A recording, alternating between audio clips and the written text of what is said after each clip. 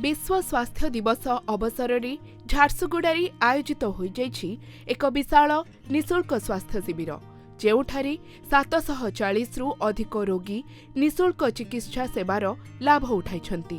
ଏହି ଶିବିରଟି ଝାରସୁଗୁଡ଼ାର Naba Das auditorium MCL ବେହେରାମାଲରେ ଆୟୋଜିତ ହୋଇଥିଲା, ଯାହାର ନେତୃତ୍ୱ ନେଇଥିଲେ ପ୍ରସିଦ୍ଧ ଫର୍ଟିଲିଟି ବିଶେଷଜ୍ଞ ଡକ୍ଟର ଶକ୍ତି କୁମାର ତ୍ରିପାଠୀ ଓ ପ୍ରଖ୍ୟାତ ଡର୍ମାଟୋଲୋଜିଷ୍ଟ ଡକ୍ଟର ଇପ୍ସିତା ଦେବତା। ଏହି ଶିବିରରେ ନିଃଶୁଳ୍କ ଫର୍ଟିଲିଟି ସ୍କ୍ରିନିଂ, OPD, ବନ୍ଧ୍ୟାଦୋଷ ପାଇଁ କାଉନ୍ସେଲିଂ, ହେୟାର ଓ ସ୍କିନ୍ ଆନାଲିସିସ୍ ସେବା ଦିଆଯାଇଥିଲା।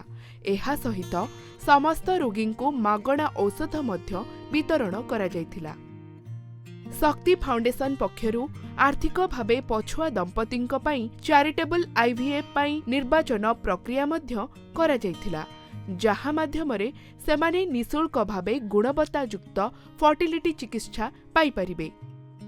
हेल्थ केयर फॉर ऑल उद्देश्य को नहीं आयोजित एही शिविर समाजरे स्वास्थ्य सचेतनता बढ़ाइबारे एक दृढ़ पदक्षेप रूपे प्रमाणित होइछि। स्थानीय लोकमानंकर विपुल सहभागिता और सकारात्मक प्रतिक्रिया एही कार्यक्रम को विशेष सफलता देइछि।